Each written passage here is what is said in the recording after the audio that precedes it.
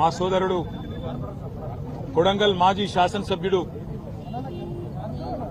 పేద గిరిజన దళిత బలహీన వర్గాల రైతుల తరపున పోరాటం చేసిన పాపానికి ఈరోజు జైలు పాలై రేవంత్ రెడ్డి కక్షపూరిత వైఖరి వల్ల జైల్లో శిక్షణ అనుభవిస్తున్న చేయని తప్పుకు శిక్షణ అనుభవిస్తున్న మా సోదరుడు నరేందర్ రెడ్డి గారిని కలిసి నేను మా మహబూబ్ నగర్ జిల్లా పార్టీ అధ్యక్షులు మాజీ మంత్రి లక్ష్మారెడ్డి గారు, మరొక మాజీ మంత్రి పెద్దలు శ్రీనివాస్ గౌడ్ గారు, మాజీ హోంమంత్రి ఎమ్మెల్సీ మహమూద్ అలీ గారు, ఉప్పల్ ఎమ్మెల్యే లక్ష్మారెడ్డి గారు, మేడ్చల్ జిల్లా పార్టీ అధ్యక్షుడు ఎమ్మెల్సీ షంబీపూర్ రాజు గారు, మల్కాజ్గిరి పార్లమెంటు మొన్ననే పోటీ చేసిన బీఆర్ఎస్ అభ్యర్థి రాగిడి లక్ష్మారెడ్డి గారు అందరం కలిసి వారిని పరామర్శించడం జరిగింది.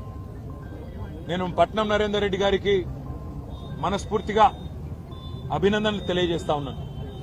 ఎందుకు అంటే ఆయనని కలిసినంతసేపు ఆయన మాకు చెప్పింది ఒకటే, మాట్లాడింది ఒకటే.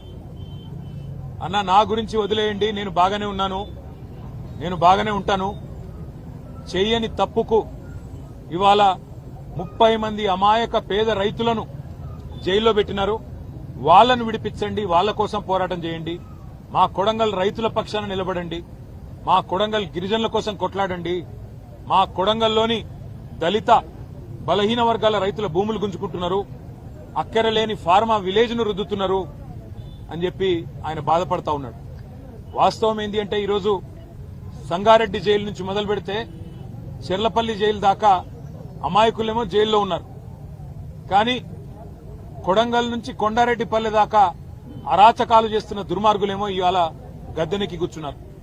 మీరు చూస్తా ఉన్నారు. కొడంగల్లోనేమో పేద రైతుల భూములు గుంజుకునే ప్రయత్నం ఒకవైపు, ఇష్టం వచ్చినట్టు భూములు ఇవ్వమంటే అర్ధరాత్రి ఇండ్ల మీద పడి ఆడవాళ్లు చిన్నపిల్లలను చూడకుండా అరాచకాలు చేస్తున్నది కాంగ్రెస్ ప్రభుత్వం రేవంత్ రెడ్డి నాయకత్వంలో. మరొకటి నిన్ననే చూసినాం. కొండారెడ్డిపల్లి రేవంత్ రెడ్డి సొంత ఊరు. ఒక మాజీ సర్పంచ్ పెద్ద ఆయన సాయిరెడ్డి 85 ఏళ్లు ఇదే రేవంత్ రెడ్డి కోసం మన ఎలక్షన్ లో కూడా తిరిగిండు, ఓట్లేయించిండు. అట్లాంటి పెద్ద ఆయన మీద కూడా ఇవాళ పగబట్టి ఆయన ఇంటికి అడ్డంగా గోడగట్టి తవ్వలేకుండా చేస్తే ఆ క్షోభ, ఆ అవమానం సొంత ఊరిలో సర్పంచ్ గా పనిచేసిన ఊరిలో ఇంతటి అవమానం అని చెప్పి ఆ క్షోభతో నిన్న ఆత్మహత్య చేసుకున్న పరిస్థితి. ఇవాళటి కూడా కల్వకుర్తిలో ఆయన భౌతిక కాయం ఇంకా అట్లే ఉంది. నియంతల పాలనలో, దుర్మార్గుల పాలనలోనే ఇట్లాంటి ఆంక్షలు చూస్తాం. ఇండ్ల కడ్డంగా గోడలు కట్టే పరిస్థితి ఎక్కడన్నా ఇదివరకు ఉండేనా? మేం లేదా ప్రభుత్వంలో 10 ఏళ్లు ఎన్నడన్నా ఇట్లాంటి వార్తలు విన్నారా? సొంత ఊరైతే, సొంత కాన్స్టిట్యున్సీ అయితే నీ సామ్రాజ్యమా? నువ్వేమైనా రారాజువా? నువ్వేమైనా చక్రవర్తివా? లేక 1000 ఏళ్లు బతకనికి వచ్చినవా? సొంత ఊరైతే, సొంత నియోజకవర్గం అయితే నేను ఆడింది ఆట, పాడింది పాట అంటే నువ్వు నియంత కాదు, నువ్వు చక్రవర్తివి కాదు రేవంత్ రెడ్డి. నీలాంటి వాళ్ళు చాలా మంది కొట్టుకపోయినారు, నువ్వు కూడా కొట్టుకపోతావు. ఒకటి మాత్రం పక్కా, ఇవాళ కొడంగల్ నుంచి కొండారెడ్డిపల్లె దాకా కాంగ్రెస్ ప్రభుత్వం చేస్తున్న అరాచకాలు, శిశుపాలుడి తప్పులు ఎట్లయితే ప్రజలు ఆనాడు లెక్కబెట్టినారో ఇప్పుడు రేవంత్ రెడ్డి పాపాలు కూడా అట్లే లెక్కబెడతా ఉన్నారు. భూ కుంభకోణాలు, ఫార్మా విలేజ్ల పేరిట చేస్తున్న దౌర్జన్యాలు, పేద గిరిజన రైతుల మీద, వారి కుటుంబాల మీద అర్ధరాత్రి బందిపోట్లను పట్టుకునేటప్పుడు పోయినట్టు 100 మంది పోలీసులు పోయి దాడి చేయడం, విచ్చలవిడిగా అధికారం ఉంది కదా అని చెప్పి ఇవాళ సాయిరెడ్డి గారు గాని, అనుముల గురవారెడ్డి గాని ఆత్మహత్యలు చేసుకునే విధంగా వారి మీదకి ఒత్తిడి తెచ్చి సొంత గ్రామంలో చేస్తున్న అరాచకం, ఇవన్నీ కూడా పాపం పండే రోజు దగ్గరలోనే ఉన్నది. నీకంటే పెద్ద పెద్ద నియంతలు కూడా కొట్టుకపోయినారు. కానీ నిజంగా కూడా ఇవాళ పట్నం నరేందర్ రెడ్డిని కలిసిన తర్వాత చాలా గొప్పగా అనిపించింది మా అందరికీ. లక్ష్మారెడ్డి గారు, నేను, శ్రీనివాస్ గౌడ్ గారు, మహమూద్ అలీ గారు, లక్ష్మారెడ్డి గారు మేమందరం మాట్లాడుకుంటూ వస్తా ఉన్నాం. అదే నరేందర్ ఎంత ధైర్యంగా ఉన్నాడు, నా కోసం కాదన్నా మా రైతుల కోసం కొట్లాడాడని చెప్పినాడు.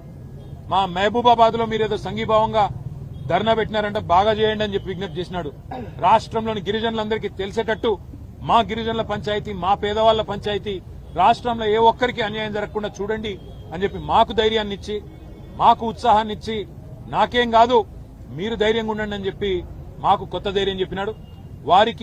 వారితో పాటు ఇవాళ 30 మంది పైచిలకు పేద రైతులు ఎవరైతే చెయ్యని తప్పుకు కేవలం మా భూమి ప్రభుత్వం దౌర్జన్యంగా గుంజుకుంటే ఊకోము ఇయ్యము అన్న ఒకే ఒక్క మాటకి ఇవాళ జైళ్లలో మగ్గుతున్న ఆ కుటుంబాలకు మేము ఒకటే చెప్తా ఉన్నాం, మీరు భయపడాల్సిన అవసరం లేదు. మీ వెనుక కేసీఆర్ ఉన్నాడు.